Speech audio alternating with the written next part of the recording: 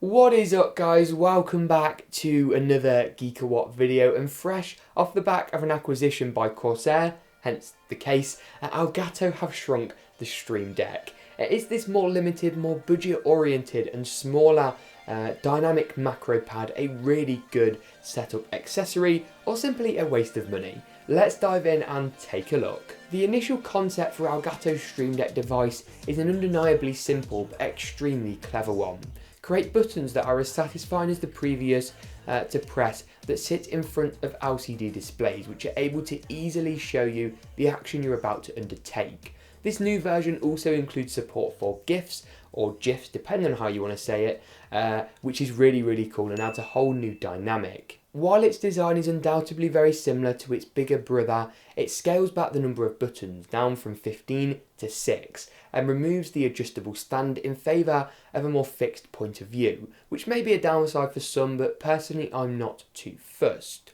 You don't lack any of the functionality of the previous unit though, with compatibility for the same fantastic software and range of functions. Not only can you use the device in conjunction with Elgato's own game capture software, because of course they make a range of fantastic capture cards, you also get integration with OBS and XSplit, and support for live streaming platforms Twitter, Mixer and Twitch. The Twitch integration particularly is really superb, with the ability to turn the chat into sub or follow only mode, turn it into slow mode, pre-type predefined messages into chat, and play ads. There's a whole load of functions that can be really useful and stop a Twitch or YouTube streamer from titivating, shall we say, and slowing down the pace of a broadcast. Now, I know what a large segment of my demographic will probably be thinking at this point. James, I'm not a Twitch streamer and don't intend on being one anytime soon. Should I even consider this device? Well, yes. With the ability to point different buttons to different web pages, open applications, create custom macro keys for uses in other programs such as Premiere Pro, save frequently used text snippets and control multimedia functions, it's a nice way to add dynamic macro functionality to keyboards that might lack any form of macro keys whatsoever. I'd really love to see this technology implemented into a future Corsair keyboard, especially given their recent acquisition of Elgato's gaming division. Just a bit of food for thought there, because that would really be an incredible combination. The real killer with this device though comes when you look towards Elgato's fantastic, well-rounded and bug-free piece of software that's seamless and easy to install in the form of multi-actions, profiles and folders. With the ability to create folders on the device and actually folders, etc., there is practically unlimited scope for the number of macros and effects that you can assign to each button.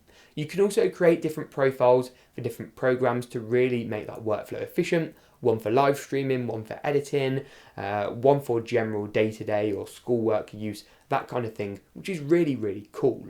The multi-actions though is by far my favourite addition to the software. This allows you to do multiple things with the press of one button. For example, every morning I check my Twitter, YouTube comments, YouTube analytics, website analytics and listen to some music. I could do all of that with one press of one button, which is a serious time saver and a really cool advantage of this piece of kit. Additionally, the software also boasts support for Twitter, albeit fairly limited, Tippy Stream, extensive Streamlabs support alongside a built-in soundboard, which displays the really dynamic nature of this device's LCD screens. When you play a sound, it will give you an audio waveform on the key itself, and also give you a countdown as to how long the track has got left, which is a really nice bonus. The LCDs might not satisfy the world's most particular pixel peepers, got that first try, although they are more than high resolution enough for me or the average user. Overall, I really wasn't expecting to be blown away by this unit, but it's been suitable to say I've been surprised. While there are downsides, including the lack of a removable or braided USB cable, and the price tag does seem a tad steep considering you're losing over half the buttons on the larger unit, this thing is a really cool piece of kit that will definitely be improving my workflow no end once I've got it optimised to fit my use case perfectly. If you'd like to pick this up, check the links out in the description below. My mind is just going 1,000 miles an hour thinking of how cool this would be integrated into a Corsair keyboard. Make it happen. If you enjoyed today's video, smash that like button, subscribe and ding dong that notification bell. Hit me up on the social media channels at the top of your screen, because that's a bit different. And as always, we'll see you in the next GeekaWhat video.